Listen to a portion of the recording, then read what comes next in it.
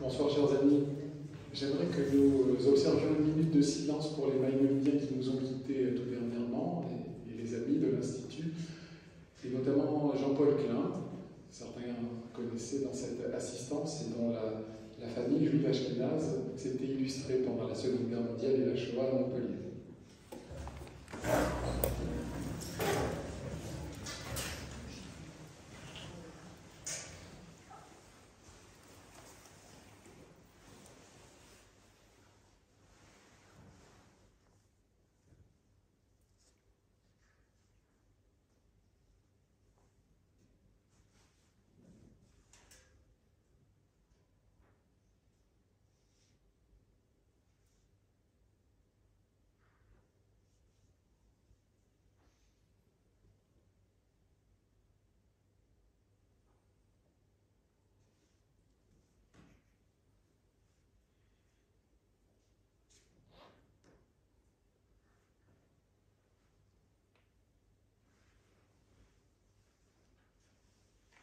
Merci.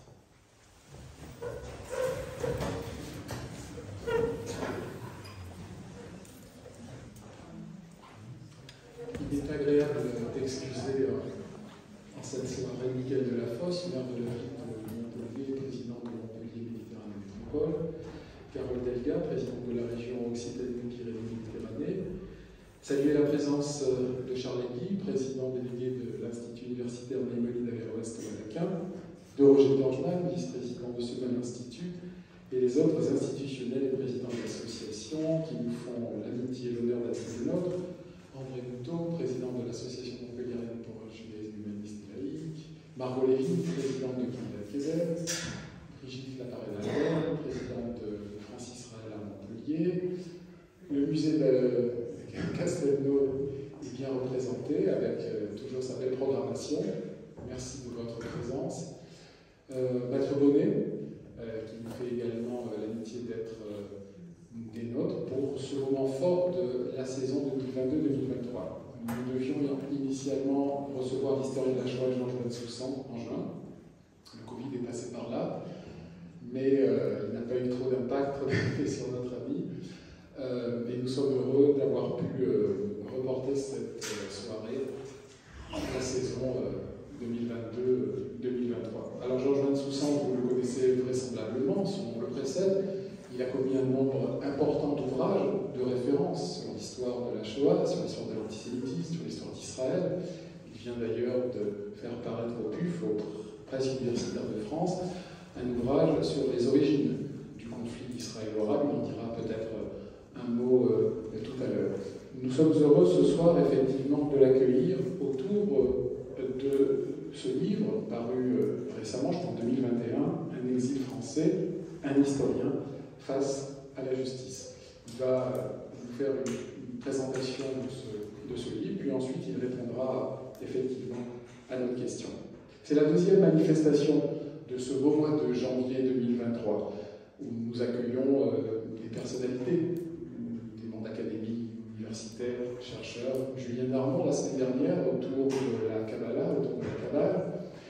La semaine prochaine, le professeur Mireille Adaslover, professeur émérite de l'Université Paris-Sorbonne, et qui est d'ailleurs la présidente de l'Institut Maïmonide, nous présentera l'un de ses deux derniers ouvrages parus, Les pharisiens dans les évangiles et dans l'histoire. Mais ce soir, c'est effectivement notre ami Georges Bensoussan qui revient à Montpellier pour la, je ne sais pas, 4e, 5e, 6e fois. Il s'est exprimé à de nombreuses reprises autour de ses ouvrages clés sur le monde juif, sur le sionisme, sur la Shoah, bien évidemment. Et ce soir autour d'un procès dont il a fait l'objet en 2015. Alors je vous présente quand même brièvement, même si d'aucuns le connaissent parfaitement. Il est historien, ancien responsable éditorial du Mémorial de la Shoah, et donc il est l'auteur d'ouvrages de référence Les territoires perdus de la République, en collaboration aux éditions Milléuni en 2002, Une histoire intellectuelle et politique du sionisme la même année chez Fayard, Juifs en pays arabes, Le grand déracinement chez Talandi en 2012, et donc il vient de faire paraître au PUF un livre sur les origines du conflit israélo-arabe. Il m'est agréable, avant de lui céder la parole, de remercier Midi Libre, la Gazette de Montpellier, Métropolitain, Radio Aviva et Academ pour l'annonce de cette soirée. Voilà, Monsieur Bensoussan.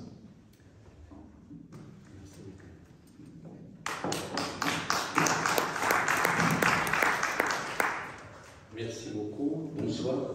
Bonsoir à tous. Merci, Michael, et l'Institut Maïmonide pour cette invitation. 4e, 5e, effectivement, je n'ai pas compté, mais il y a déjà quelques années que je connais cette salle. Et pour présenter assez brièvement ce livre, Un exil français, un historien face à la justice, je dirais que ce livre, c'est l'histoire d'un procès et de ce qui a rendu possible le procès. Mais c'est bien davantage la deuxième partie qui compte. D'ailleurs, qu'est-ce qui a rendu possible dans la France de 2017, 2019, 2015, puisque l'affaire commence en 2015 et elle s'étale jusqu'en 2019, qu'est-ce qui a rendu possible un tel procès qui a paru aberrant à un très grand nombre de gens dès le départ, dès le moment où le parquet avait décidé de donner suite, donc qu'il y aurait un jour un procès. Tout commence, et je suis obligé de rappeler les faits parce que c'est déjà très ancien et tout le monde les a pas en tête, tout commence par une émission de France Culture un samedi matin au micro d'Alain Finkielkraut, l'émission Réplique, où il nous a invités, Patrick Veil et moi, à parler du sens de la République. Et il se trouve qu'au cours de l'émission, je cite, de mémoire, et non pas verbatim, un sociologue français d'origine algérienne, Ismaïl Nacher, qui, dans un film qui allait passer sur France 3 2 semaines, je crois 2 semaines plus tard, où il avait participé, où moi aussi j'avais d'ailleurs participé à un documentaire sur l'antisémitisme en France, il avait tenu des propos extraordinaires, très courageux. Ça m'avait tellement frappé que j'avais voulu les reproduire à l'antenne. Voici ce que je dis, moi, ce matin du 10 octobre.